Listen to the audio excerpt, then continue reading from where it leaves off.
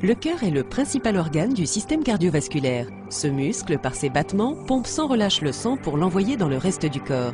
Les artères coronaires alimentent le cœur proprement dit en lui apportant l'oxygène et les éléments nutritifs dont il a besoin pour fonctionner efficacement. Les globules rouges, les globules blancs, ainsi que d'autres substances circulent librement à destination du cœur et d'autres parties du corps. Chez une personne en bonne santé, les parois de l'artère sont lisses et d'épaisseur uniforme. Au fil du temps toutefois, un niveau élevé de cholestérol circulant peut entraîner l'accumulation de dépôts de graisse appelés plaques. Au fur et à mesure qu'elle se dépose, une plaque peut durcir et entraîner un rétrécissement de l'artère ainsi qu'une diminution de sa souplesse, un état pathologique dénommé athérosclérose. Cet état pathologique est dénommé maladie coronarienne ou CAD dès lors que l'athérosclérose se développe dans les artères coronaires. Si la circulation du sang est gravement interrompue, un infarctus du myocarde peut se produire.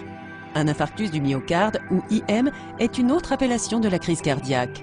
Si l'obstruction d'une artère coronaire est supérieure à 90%, le risque de crise cardiaque augmente. Le risque a toutes les chances de se concrétiser lorsqu'une plaque obstrue totalement une artère coronaire.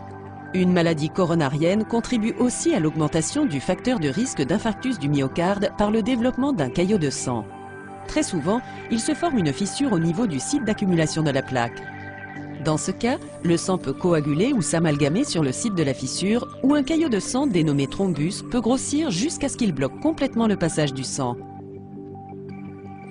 L'étendue des dommages subis par le cœur durant un infarctus du myocarde dépend de la gravité et de l'emplacement de l'obstruction ainsi que de la rapidité d'administration d'un traitement médical. Heureusement, il existe de nombreuses manières de prévenir l'athérosclérose et de faire diminuer le risque de crise cardiaque.